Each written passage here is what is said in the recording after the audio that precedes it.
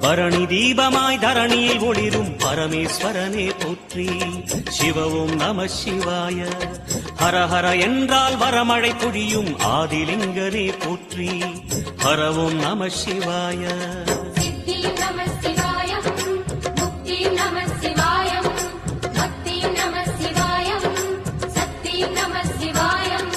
கார்த்திகை திருநாள் உற்சவம் காணும் தீபச் சுடரே போற்றி.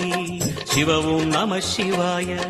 தீர்த்தம் யாவிலும் நீராடிடுவாய் அருணாச்சலனே போற்றி. ஹர ஓம் நம சிவாய.